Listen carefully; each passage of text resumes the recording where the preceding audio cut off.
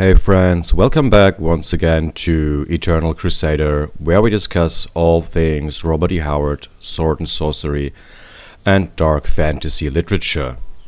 Today we'll have a sort of a preview for the highly anticipated new issue of Savage Sword of Conan, that be number 3, illustrated by the talented Cary Nord, who is not new to the character of Conan. So, serving as the principal artist for Dark Horse Comics adaptation of the pantherish Barbarian, Nord played a crucial role in bringing this legendary figure to life. Dark Horse introduced their unique take on the Cimmerian in 2003, with the series initially penned by Busiek and, of course, illustrated by Nord himself. This fresh interpretation drew inspiration from the original works of Robert E. Howard, weaving in new storylines while diverging from the Marvel Comics run of the 1970s. It comes as no surprise that the series quickly captured the hearts of fans and solidifying Nord's reputation as one of the preeminent contemporary artists known for his masterful depiction of this beloved character. Well, and now Cary Nord is back. He will be responsible for the third issue of the new Savage Sword of Conan, published by Titan Comics and Heroic Signatures.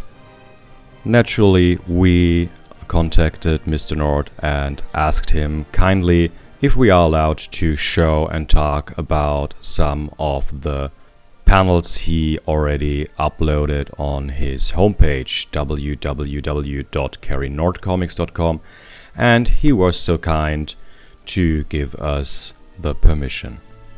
So, judging by the artwork presented to us, the story in issue number 3, being called Wolves of the Tundra, almost seems like a classical werewolf story, being a nice contrast to the eldritch Lovecraftian horror that we've seen in issue number 2 by Jim Zub and artist Richard Pace.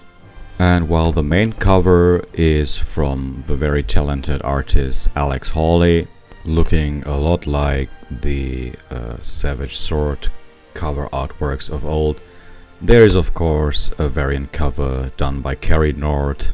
And I mean, just look at it. It is gorgeous, being very dark. You have this hulking figure of Conan being in a aggressive battle stance, and then you can see the white fangs of a werewolf or whatever demonic creature Conan is facing off in this adventure in the background, just looming above the whole scene. That is great stuff, and we'll definitely get a copy of this variant cover. We get some glimpses of the scenery where Wolves of the Tundra will play out. Probably, judging by the snowy landscape, somewhere up in the north. We also have a panel with this very gothic looking inn that looks like something straight out of a Solomon Kane story, appropriately named The Hungry Claw. So you got some nice foreshadowing there. You can also see that there are some claw marks present at the front door of said inn, so you already get a feel of the imminent danger lurking out there in the wilderness waiting for Conan at the very start of this story. And of course, it is no surprise by now that Nord does a very grim Conan. Like, just look at this face, he's all battle-hardened and ferocious, oozing skepticism for the so-called civilized man he is about to encounter in The Hungry Claw. So, judging by just what we saw, I think we are all in for a treat, and Cary Nord is giving his best at Conan, and as he wrote himself on his homepage, and I quote, "The full Savage Sword of Conan page for the Wolves of the Tundra. I think this is my first ever black and white project. I grew up on the old Warren magazines and pored over the pages by those old black and white masters. It brings a different set of sensibilities to the table, especially after relying so heavily on color while I was doing folklore. I'm excited for the challenge. And we, as fans, are excited too. So, there you go, guys. This was a nice little preview of what is heading towards us.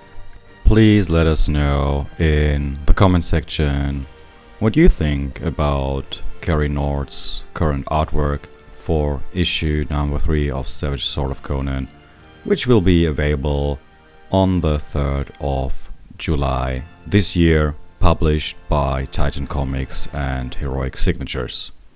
We'll be back with a review then, and till then, do as our favorite Cimmerian would do. Crush that subscribe button, see bad YouTube content driven before you, and hear the lamentations of YouTubers who are too weak to enjoy sword and sorcery.